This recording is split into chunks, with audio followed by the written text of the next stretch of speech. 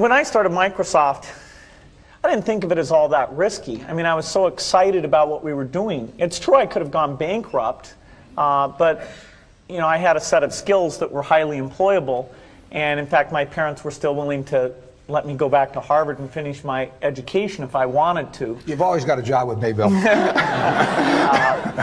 And the thing that was scary to me wasn't quitting and starting the company. It was when I started hiring my friends and they expected to be paid. And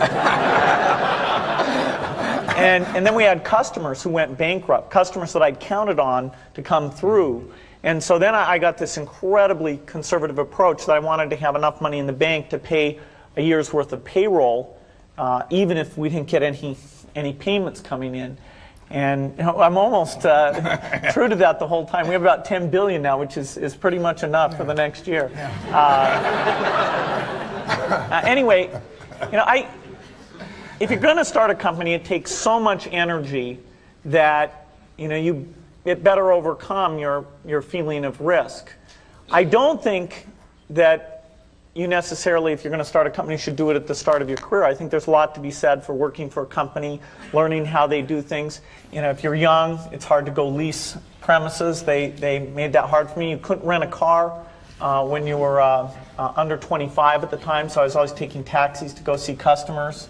And the people would, you know, people would say, well, we're going to go have a discussion in the bar. Well, I couldn't go to the bar.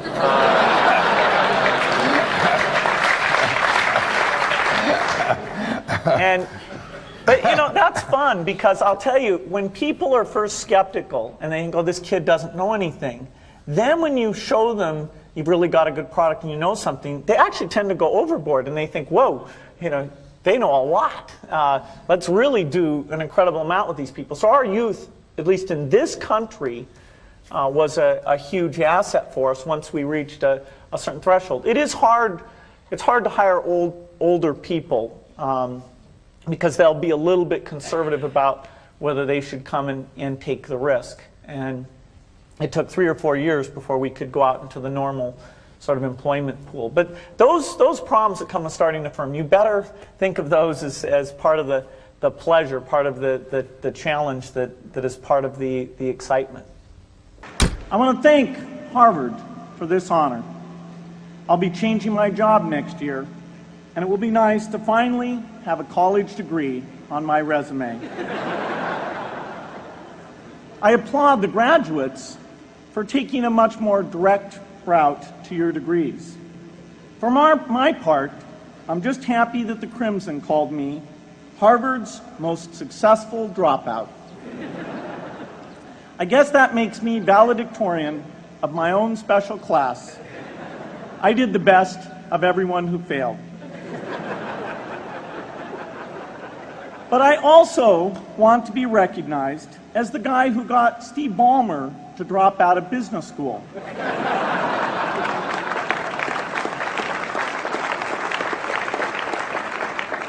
I'm a bad influence. That's why I was invited to speak at your graduation. If I'd spoken at your orientation, fewer of you might be here today. I'm in meetings a lot. My calendar gets very full with those, and then at night, after the kids have gone to bed, I'm on email a great deal. I get messages during the day. That's my chance to give long responses. And then over the weekend, I send a lot of mail as well. I take 2 weeks a year to just go off and read and think, where I'm not interrupted by work or anything else. I'm just solidly trying to think about the future, and people get to send me things to read as part of that so-called Think Week. So it's a nice mix of things. About 25% of the time then I'm out traveling around, meeting with customers, Europe, Asia, and that sort of helps me think, okay, do we have the right priorities? What are people responding well to, and what would they like to see us do better?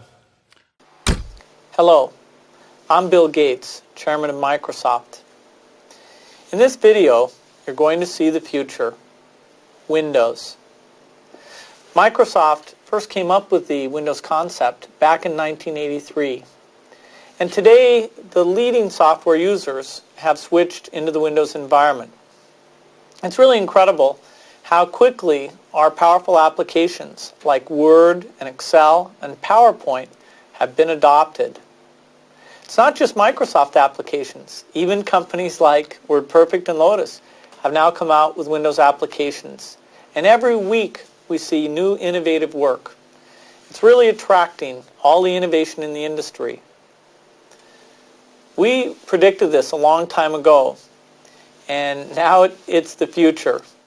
The key point there is you've got to enjoy what you do every day. And for me, that's working with very smart people. It's working on new problems. You know, every time we think, hey, we've had a little bit of success, we're pretty careful not to dwell on it too much because the bar gets raised. I love bridge. Bridge helps you think. It's a game you can play your entire life and keep getting better and better.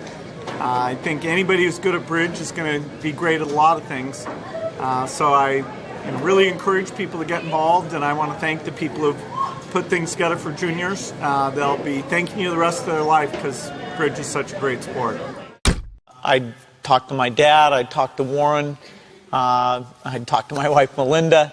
So I have enough people that know me and actually know where my judgment isn't its strongest, where I might get overexcited about something or, forget to think about something. And so they're good at correcting, particularly Melinda, good at correcting whatever those blind spots are. And I think it's good to encourage your friends and advisors to really give them that license. I can go to a party and forget to say hello to various people or something. That's a very minor example of my blind spots. Not to the hostess. Well, Melinda would help me do that. Yeah, she would, So, a small number of people that you can turn to on certain key things is a great asset. My best business decisions really have to do with picking people. Deciding to go into partnership with Paul Allen is probably at the top of the list. And then subsequently hiring a friend, Steve Ballmer. And having somebody who you totally trust, who's totally committed, who shares your vision and yet has a little bit different set of skills, and also acts as a check on you. Some of the ideas you come up with, you run by them because they're going to say, hey, wait a minute. Have you thought about this and that? And just, the benefit of sparking off of somebody who's got that kind of brilliance, it's not only made it fun, but it's really led to a lot of success. So picking a partner is crucial. I had one habit that I developed when I was at college that was actually a very bad habit, which was I like to show people that I didn't do any work and that I didn't go to classes and I didn't care. And then at the very last minute, like 2 days before the test, I'd get serious about it. And people thought that was funny. That was my positioning, the guy who did nothing until the last minute. Then when I went into business, that was a really bad habit. And it took me a couple of years to get over that. Nobody praised me because I would do things at the last minute, and I tried to reverse to students I didn't think that highly of, who were always organized and had things done on time. I'm still working on it, but procrastination is not a good habit. Bill can change clothes in the car. So I'm going to challenge Bill Gates, my partner at Facebook, Sheryl Sandberg, and Netflix's founder and CEO, Reed Hastings.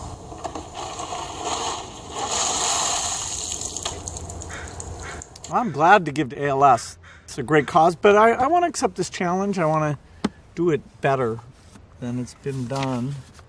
Been working on this, got this design. There we go. Yeah. It's going to be great.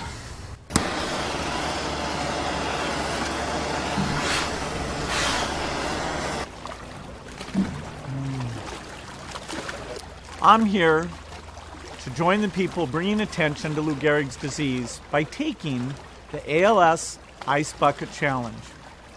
I'm going to challenge 3 more people: Elon Musk, Ryan Seacrest, and Chris Anderson of TED. Consider yourself challenged. You have 24 hours. Good luck.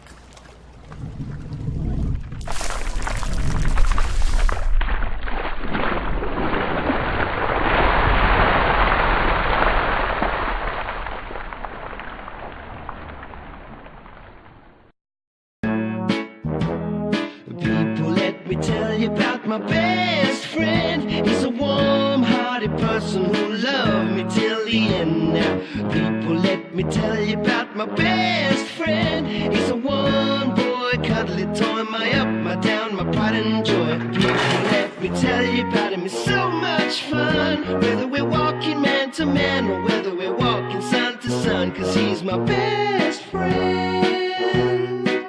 Yeah, he's my best friend. La la, ba da da da ya, ba da da ya, ba da da ya. Is it true that you can leap over a chair from a standing position? It depends on the size of the chair. I'll cheat a little bit. Yes!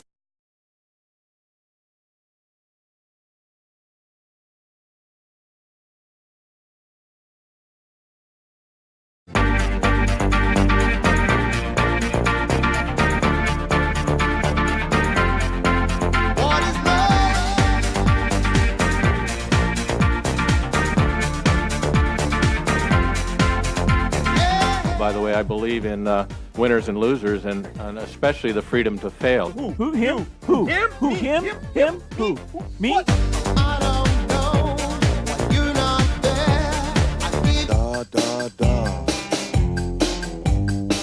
No way!